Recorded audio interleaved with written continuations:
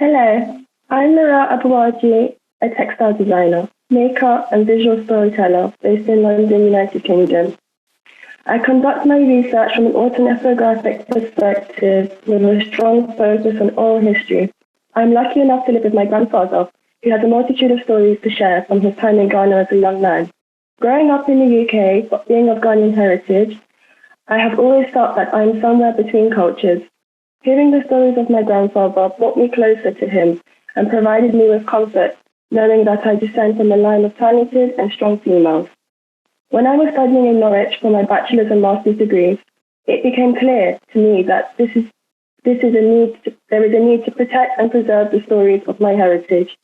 And from my perspective, there is no better way to immortalize this than through Kente, a weaving tradition that has stood the test of time. My first project, The Plantain Narrative, was a woven response to a letter of complaint about a certain woman who consistently roasted plantain outside of my grandfather's home. This story is not just a comical one, but a story that led to my existence, as a certain woman was the mother of a woman my grandfather would marry. Something has always amazed me about Kente outside of its enchanting colorways and complex motifs. Its language of resistance is embedded in the cloth. It speaks to the spirit of its creators and strength of the nation of Ghana. The retelling of this narrative through Kente has a symbolic element, as it allowed space within my research and within design to reconnect with my family history and re-engage with my heritage.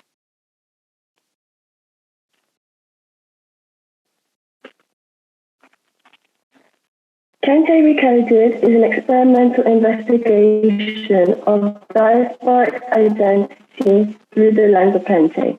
This series of experiments focus on recoding the language around Kente by pushing past and present European and Ghanaian weaving techniques to develop recoded language that encapsulates themes of Ghanaian national identity, colonialism, and diasporic identity. A collection of woven textile experiments that mirror the symbolic language of the Ashanti. Kente deconstructed and reconfigured to reflect the experience of today. Kente Recoded is an opportunity for further experimentation and recontextualization of what Kente is and can be. Kente Recoded the Weaver Stool. In Peter Sapong's book, The Sacred Stools of the Akan, he states that weaving in the Ashanti has acquired more outside fame than any other art, but perhaps second to it, only in fame than any other art, is the art of wood carving, which from a religious and cultural points of view occupies a higher position. The weaver's stool was conceived through the understanding that the stools of the Akan house the souls of the departed ancestors. I was interested in exploring the concept of the stool that would house my soul after I depart.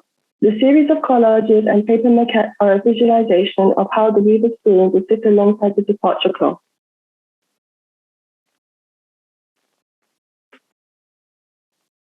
Departure is the first woven experiment within the series and focused on the development of the dual identity cloth that reflects the historic proximity Kente has to the stools of the Ashanti. Departure is a multi-layered expression of history, storytelling, and identity through a contemporary lens.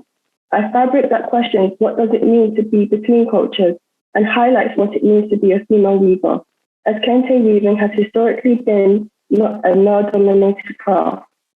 Through the weaving process, I employed manipulation techniques that echoes the details found on the thrones and stools of the Akan. To me, Kente is not only a symbol of identity and status, but a historical document that reflects the history and process of change. When it comes to the materials, a staple feature is cotton and silk. This is because the earlier Kente cloths were produced in cotton, and silk was introduced via trade, which saw an emergence of cloth being entirely made of silk. Thank you for listening, and I look forward to answering any questions you may have about Kente.